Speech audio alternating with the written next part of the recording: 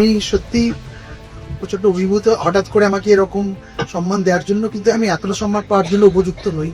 অনেক বেশি সম্মান আমাকে দেওয়া হচ্ছে, কিন্তু আমি এটা চাইবো যে যারা এন্টারপ্রিনিয়র তাদেরকে সম্মান দেওয়া হোক। কারণ আমাদের নর্মালি যেটা দেখা যায়, যারা এন্টারপ্রিনিয়র তাদেরকে আমরা খুব বেশি সম্মান বা রিকগনাইজ করা হয় না বলে কেউ এরকম স্বপ্ন দেখে না প্রথম থেকে যে আমরা ভবিষ্যতে এন্টারপ্রিনিয়র হব। বেশিরভাগ মানুষ হয়তো কখনো ভাবে যে তারা আইএস হবে, কি ডাক্তার হবে, কি ইঞ্জিনিয়ার হবে, কিন্তু খুব কম বাঙালি এটা ভাবে আমি বড় হয়ে এন্টারপ্রিনিয়র হয়ে জব জেনারেট করব। কিন্তু আমাদের ওয়েস্ট বেঙ্গল যে পিছিয়ে গেছে তার একটা বড় কারণ হচ্ছে বাঙালিরা এন্টারপ্রিনিয়র হয়নি, এবং তারা অন্য কোম্পানি থেকে খুব ভালো পোস্টে থেকে খুব ভালো কাজ করছে, কিন্তু তারা এন্টারপ্রিনিয়র হওয়ার জন্য তাকে কেউ স্বপ্ন দেখায়নি। আমাদের মিডিয়াও নর্মালি এন্টারপ্রিনিয়রদেরকে খুব সেলিব্রেট করে না। তারা অন্য কালচারাল জায়গা থেকে, স্পোর্টস থেকে যতটা সেলিব্রেট করে, কিন্তু এন্টারপ্রিনিয়ররা সমাজে একটা খুব বড় কাজ করে।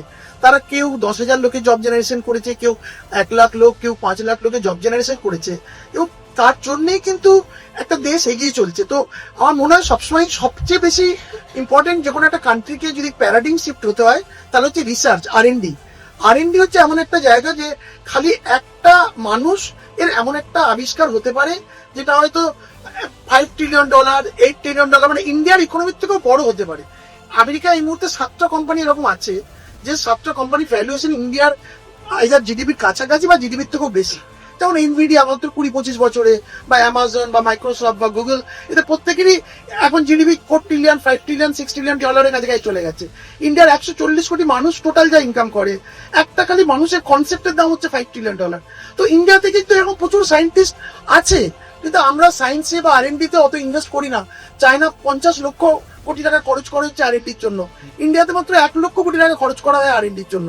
ইন্ডিয়াতে এআই এর বাজেট হচ্ছে, জিপিইউ কিনছে অনলি 10,000 করোড়, চায়না ইনভেস্ট করছে 5 লাখ করোড়। তো অ্যাকচুয়ালি যদি ইন্ডিয়াকে প্যারাডিম শিফট হতে হয়, মানে যদি লিনিয়ার ক্রাফট থেকে একটা কোয়ান্টাম জাম্পে যেতে হয়, তাহলে আমার মনে হয় এটা ছাড়া কোনো অল্টারনেটিভ নেই যে সায়েন্টিস্টকে সবচেয়ে বেশি গুরুত্ব দেওয়া। কারণ একটা সমাজে সায়েন্টিস্ট হচ্ছে সবচেয়ে বড় বড় প্রবলেম সলভ করতে পারে। আমাদের সায়েন্টিস্টরা এখনো যতটুকু টাকা পায় তাকে বাসে করে যেতে হবে, তাকে খুব সাধারণভাবে থাকতে হয়।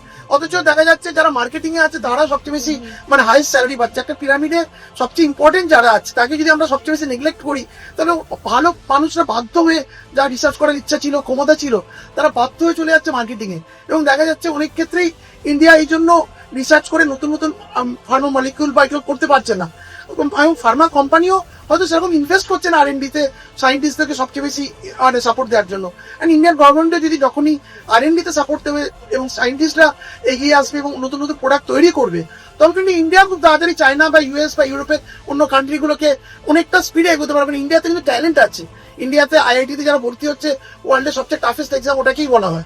তো ইন্ডিয়াতে ট্যালেন্ট আছে, এবং যদি প্রপার রিসার্চ এনভায়রনমেন্ট পায়, এবং ওই জন্য ইউএস এর সবচেয়ে বড় কোম্পানিগুলো বেশিরভাগ কোম্পানিতে হেড করছে সিও হিসেবে আছে কিন্তু ইন্ডিয়ানরা। যারা কোম্পানির ফাউন্ডার তারা কিন্তু নিজেরা থাকা সত্ত্বেও তারা কোনো একজন ইন্ডিয়ানকে খুঁজে পেয়েছে, মনে করেছে তার কোম্পানিটাকে এগিয়ে নিয়ে যেতে পারবে।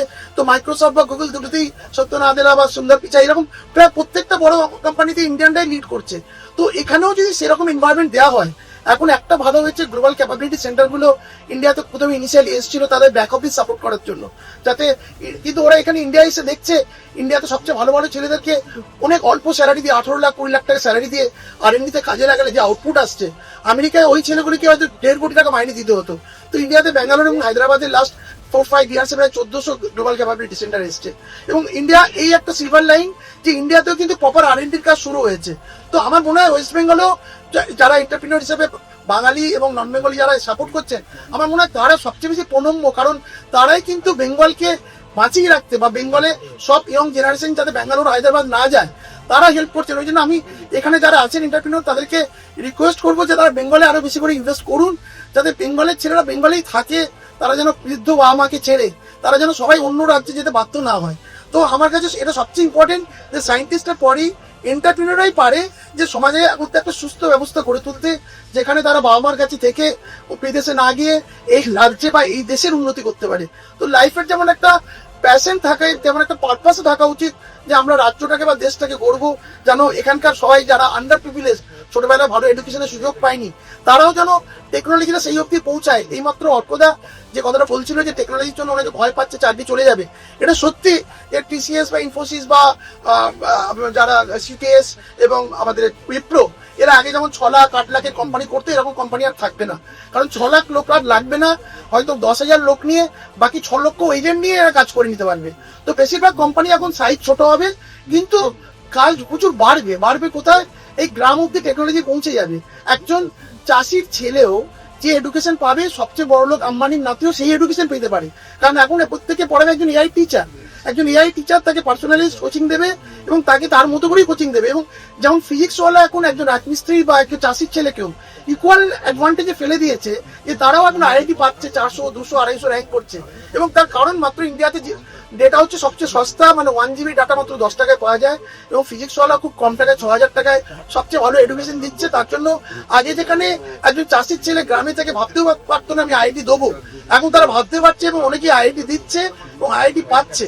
তো এটা ইন্ডিয়াতে একটা বড় চেঞ্জ, যে আমাদের ডেটা তো কম কস্টে, মানে আমাদের জিও এনে দিয়েছে বা তারপর এয়ারটেলও দিচ্ছে, তার জন্য সবচেয়ে ভালো ইনফরমেশন এখন সবাই পাচ্ছে। আর এই যে নতুন নতুন এআই টুল গুলো এসছে, এটাও একটা বড় লেভেলার, মানে technology is a great leveller বলে তার বড় এক্সাম্পল। এখন যে ইনফরমেশন বা নলেজটা সবচেয়ে বড় বড় কনসাল্টিং হাউসের কাছে, বিডব্লিউসি বা ভিজন বা এদের কাছে আছে, ঠিক কেপিএমজি, এদের মতোই কনসালটেন্সি পাওয়ার কিন্তু একজন সাধারণ বাঙালি গ্রামের ছেলেরা আছে। মানে দুজনেই একই নলেজ সোর্স পাচ্ছে, যেটা দিয়ে সে সবচেয়ে ভালো একটা বিজনেস দাঁড় করাতে পারে। মানে যে কোনো একটা প্রবলেম সলভ করার জন্য আগে যেমন বড় বড় কনসালটেন্টের সঙ্গে কথা বলতে হতো, তার অ্যাডভাইস নিতে হতো, একটা ভালো ডিপিআর বানাতে গেলে একটা কনসালটেন্ট কাছে যেতে হতো, এখন হবে না। এখন যে কেউ ইকুয়ালি পাওয়ারফুল, মানে এত এআই এসে এত মানে পাওয়ারফুল এনে দিয়েছে, মানে লোক এখন ভাবতে পারে তার এক পকেটে আইনস্টাইন নিয়ে ঘুরছে, আর এক পকেটে মানে যে কেপিএমজি বা ইউআই কে নিয়ে ঘুরছে, মানে এতটাই। তো এখন এই টেকনোলজির সুযোগ নিয়ে আমরা কি গ্রাম অব্দি টেলিমেডিসিন থেকে শুরু করে বা প্রিসিশন এগ্রিকালচারের মাধ্যমে এগ্রিকালচারে সমস্ত টেকনোলজিটাকে ইউজ করে, কেন তার মানে ডেভেলপমেন্ট বা এগ্রিকালচার প্রোডাকশনটাকে আমরা দ্বিগুণ থেকে 3 গুণ করতে পারি। এবং তার জন্য কিন্তু প্রচুর ইঞ্জিনিয়ার লাগবে, কারণ 17 কোটি চাষি আছে, এছাড়াও মানে জেলে আছে বা ডেয়ারি সিস্টেম আছে। প্রত্যেকটা জায়গায় যদি টেকনোলজি পৌঁছে যায়, তাহলে প্রত্যেকের প্রোডাকশন ক্যাপাসিটি ডবল বা 3 গুণ হবে। কারণ নর্মালি এই ফুড প্রোডাকশন গুলোকে যখন প্রসেসিং করা হবে, তখন এটা জিডিপি বাড়তে আরো বেশি হেল্প করবে। ইন্ডিয়াতে 40% পেরিসেবল আইটেম নষ্ট হয়, সেটা প্রপারলি গোল্ড চেন নেই, প্রিজার্ভেশন হয় না। এবং এগুলো যদি প্রসেস ফুডে ট্রান্সফার করা যায় এবং যদি আলটিমেটলি এক্সপোর্ট করা যায়, দেখা যাবে এই প্রান্তিক চাষি বা জেলে বা এই ডেয়ারি সিস্টেমে যারা আছে বা অ্যানিমাল হাসব্যান্ডারি যারা আছে, তাদের প্রত্যেকের ইনকাম বাড়বে। তো 17 কোটি চাষির কাছে এই ইনফরমেশন পৌঁছে দেওয়ার জন্য 1-2 কোটি ইঞ্জিনিয়ার লাগবে। তাই ইঞ্জিনিয়ারের জব কমবে না, কিন্তু আগে যেমন তার একটা বড় হাউসে চাকরি করতো, এখন তাকে প্রত্যেককে নিজে নিজে কনসালটেন্ট হাউস করে 15 জন চাষিকে সার্ভিস দিতে হবে, কি 10 জন রিটেলারকে সার্ভিস দিতে হবে ই কমার্সের জন্য বা ওএনডিসি বা লজিস্টিক সাপোর্টের জন্য। তো প্রচুর অপরচুনিটি প্রচুর আসছে। আমার মনে হয় আমি একটাই রিকোয়েস্ট করবো, সবাই স্বপ্ন দেখুক, আমরা জব জেনারেট করব এবং টেকনোলজির এই লেটেস্ট অ্যাডভান্টেজ গুলো একদম প্রান্তিক মানুষ গ্রামে পৌঁছে দেবো। যেটা কখনো টেলিমেডিসিনের মাধ্যমে একদম বৃদ্ধ মানুষকে ডাক্তারির কাছে আসার জন্য শহর অব্দি আসতেই হবে না, সে গ্রামে থেকেই সবচেয়ে ভালো ডাক্তারি, সবচেয়ে ভালো পরিষেবা পেতে পারে একজন ইঞ্জিনিয়ারের মাধ্যমেই পেতে পারে। এবং সেটা টেলিমেডিসিনের মাধ্যমে এআই ইন্টেলিজেন্ট গ্যাজেটস থাকবে, যেটা দিয়ে তার ম্যাক্সিমাম চিকিৎসা ওখানেই করা সম্ভব। হয়তো 1% ক্ষেত্রেই তাকে শহরের চিকিৎসা কেন্দ্রে বা হাসপাতালে আসতে হবে। তো এরকম প্রত্যেকটা ক্ষেত্রে এআই অনেক অপরচুনিটি এনে দিয়েছে। আমাদের খালি মেন্টালি প্রিপেয়ার থাকতে হবে। আমরা জব খুঁজবো না, আমরা টেকনোলজিকে ইউজ করে জব তৈরি করব এবং আলটিমেটলি ইন্ডিয়া মানে বেঙ্গলকে আমরা আবার নতুন করে ঘুরে দাঁড় করাবো। এই জন্যই আমরা বিপ্লব দা বা শশাঙ্ক দাকে রিকোয়েস্ট করেছিলাম যে যারা ভালো কিছু সোসাইটির জন্য বিজনেস করছে, তোমরা যদি তাদেরকে রিকগনাইজ করো, আমার মনে হয় মানে পরবর্তী জেনারেশন স্বপ্ন দেখবে আমরা জব তৈরি করব এবং আমরা 15 জন চাষিকেও তার ইনকাম ডবল করে, ওটাই আমার একটা বিজনেস হতে পারে। এরকম ছোট ছোট বিজনেসের মাধ্যমে কিন্তু গ্রাম বাংলা এবং টোটাল ওভারঅল বেঙ্গল কিন্তু করে দাঁড় করাতে পারি। Thank you everybody.